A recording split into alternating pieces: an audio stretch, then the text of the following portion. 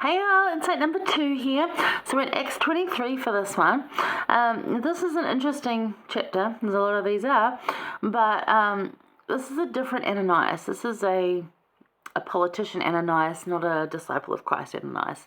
Popular name at the time, probably much like, I don't know, Carter is now, for example. I don't know. Or Matthias, or a lot of those names. Some very interesting names now that are quite popular. The girls one. No, but anyway, you get what I'm saying, right? Brittany is a good one. There's a lot of them around. So, popular name. So, as we know, there's lots of Pauls, Johns, and whatevers, Jameses. This is a different Ananias. This is a politician one. So, this is again getting passed up that chain of command, like I mentioned in the first insight. Being that nobody really wanted to deal with this Roman who the Jews accused of breaking the law, but he wasn't actually breaking the law, but they still had to do something about it because the people were making enough noise, but actually he wasn't doing anything wrong. So it was like, well, I don't want to deal with this, I'm just going to pass it up the line.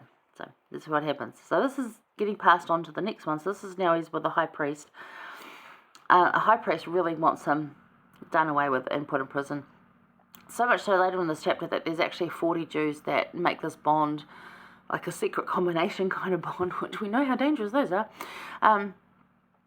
They're under a curse, even that they're not going to eat or drink or do anything until they kill Paul. And this has been known unto him, and he gets saved from this, obviously. But it's an interesting one to read that, as long as you're doing what the Lord needs you to do and you're being where you need to be, you're going to be protected. And sometimes that protection does come in death. It does come in prison. And the fact that he got held in prison and got passed up the chain of command kept him from those 40 people that were out to kill him. So there's different ways. It might not look like he was being protected because I'm like, oh, you left him in prison. It's like, yeah, but actually he was pretty safe there. So it's just, there's different ways, and you can apply that to now. You think, oh, the Lord's not watching over me because of X, Y, Z. And then you're like, well, actually he is. But you're just not looking at it that way. Like actually keeping, sorry, my noisy neighbour in his truck. Just keeping some distance from maybe a family member that's been offensive to you, or maybe you don't want to deal with, a person at work, perhaps. Or maybe you would like to work with somebody more at work and you don't get to. And it's like, well, there's maybe a protection in there, or there's a reason. And it always doesn't even have to do with you. It could be for someone else. So have some patience and some more insight into that. And I think this is a really good chapter that illustrates that, and that sometimes protection looks like prison, but actually that's the best place for you, which sounds really hard. Because I've been in types of prisons, not actual lock-up jail prisons, but places that I would call a prison where I didn't see a way out. Most of that to do with mental health, but still, somehow it was safer to be there than to be on the high of the other end of my bipolar.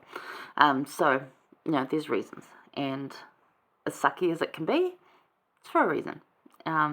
And again, not always to do with me, sometimes for someone else's safety, so who knows. Anyway, so in 10 and 11 was what I like, though. This is Christ appears to him again and tells him something really, really sweet, which gives him hope to keep going. So it says, and when there arose a great dissension, the chief captain, fearing lest Paul should have been pulled in pieces of them, because they're out to get him, remember, commanded the soldiers to go down and to take him by force from among them and bring him into the castle. And the night following, the Lord stood by him and said, Be of good cheer, Paul, for as thou hast testified of me in Jerusalem, so must thou be a witness also at Rome. As in, you've still got work to do, and you're going to end up in Rome. And it's hard. So he gets shuffled around, but he's protected in the process. He can speak and defend himself because of boldness in conversation. And he does this. He continues to do that. And you'll see that happen. And he ends up, the governor gets a letter. He gets passed up the chain again. And then he ends up in another place to be held in Herod's judgment court, which is like, wow, up the chain really, because they just don't know what to do with him. But the Lord stands by those who strive to serve him.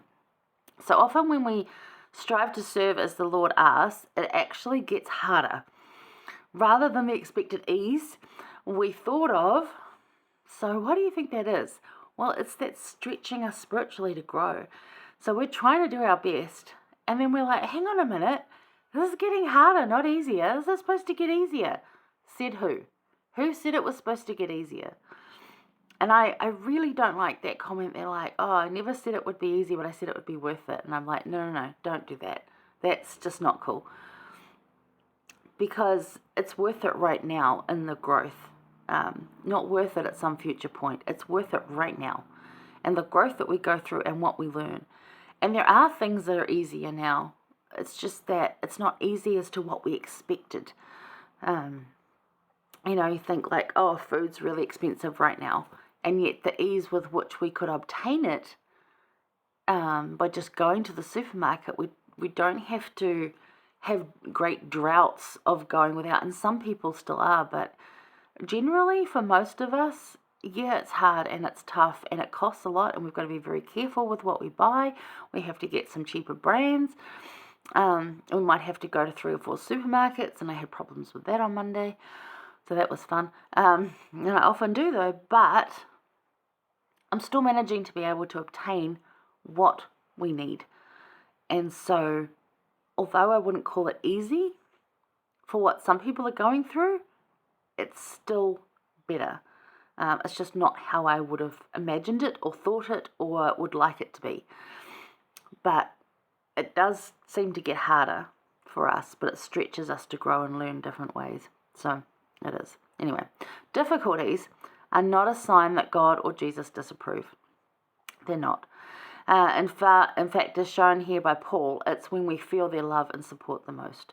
So in difficult times is when we really, and we've talked about this before, you need to have that relationship before those difficult times, but it's really in those difficult times that it is truly developed and strengthened.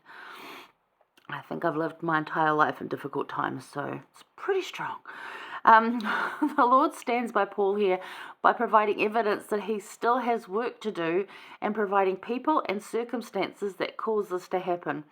He protects in unexpected ways. So how has Jesus stood by you? It's interesting. I've seen people say to me, oh, I'll help you, and they fall through on that. And I'm like, well, that's not the protection you promised. And I'll say to Heavenly Father, but you promised that they'd help me. And I've learned very quickly that, yeah, they were meant to help you, and they fell through in that assignment. But it's okay. I'll send someone else. And it will look different, but it will still be good for you. And that has been true every single time. So I know Jesus stands by me. Even when I muck up, really get it wrong, he still stands by me, and I can be flat on the ground, grazed and beaten up, and he would still reach down and pick me up. So I know he does, and other people do fall through. I have undoubtedly fallen through for some people, but don't worry, he will send someone else, and he will stand by you.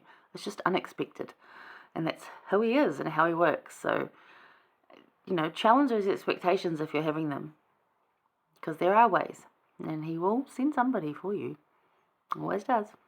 All right, so think about that. Again, if you've got comments, drop them. Let's hear it. And we'll go over to Acts 26 and 6. We're missing 24 and 25. I'll quickly go over them. Basically, 25, he goes before a guy called Festus, who then appeals to Caesar. King Agrippa decides to hear Paul, and that is like the grandson or great-grandson, can't quite remember, of Herod, the one that wanted to kill Jesus. That's what happens in 25. So, and in 24, it's just, again, they get this just accusing of it and a passing up the chain of it, and how that happened. So just more like story rather than points to point out, but still you might get something fabulous from that. So if you do have something, again, let us know, but nothing stood out there that I felt to teach. So we're going to go straight into 26, so I'll see you there.